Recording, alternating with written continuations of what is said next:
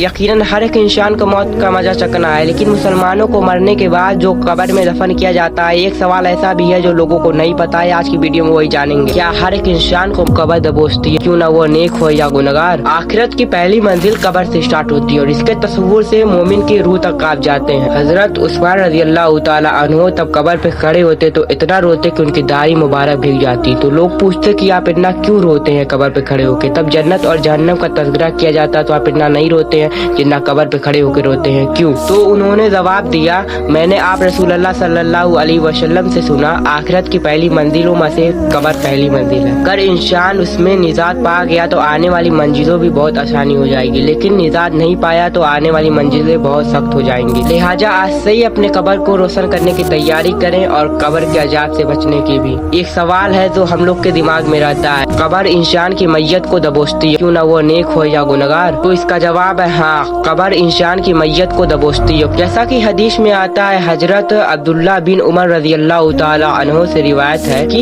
हजरत मोहम्मद सल्लल्लाहु अलैहि वसल्लम हजरत साद बिन माद रज़ियल्लाहु ताला अन्हु के मुतालिक फरमाया कि जिनके लिए रहमान का अर्श हरकत में आ गया, यानी जिनकी मौत पर अर्श इलाही तक झूम उठा, कि जिनके लिए आसमान के दरवाजे खोल दिए गए और उनकी मैयत पर 70,000 फरिश्ते भी जमीन पे उतरे। फिर उन्हें भी कब्र में दबोचा गया, लेकिन कुछ समय के लिए, फिर उन्हें भी छोड़ दिया गया। आयशा रज़ियल्लाहु ताला अन्हा से रिवायत है कि आप रसूलुल्लाह सल्लल्लाहु अलैहि वसल्लम ने फरमाया, बेशक मैयत को कब्र दबोचती है। अगर उससे कोई बचता तो हजरत साद बिन माज रज़ियल्लाहु ताला अन्हु जरूर बचते। अब जरा सोचिए, जिसकी मौत से अर्श इलाही हरकत में आ गया तो उसको कब्र में दबोचा गया, तो हम लोग क्या है, हम लोग से तो कदम कदम पे गुनाह होते रहते हैं। चाहे कोई इंसान नेक हो या बद, कब्र उसे दबोचती है, लेकिन यकीनन मोमिन को कब्र दबोचती है, लेकिन उसके बाद वो खुली हो जाती है। अहम सवाल, तब मैयत को कब्र में रखा जाता है, वह मैयत नेक होती है तो उसे बगैर खौफ के कब्र में बैठाया जाता है और उससे सवाल किया जाता है कि तुम किस हालत में थे, तो वो बोलता मैं ईमान और इस्लाम के हालत में था।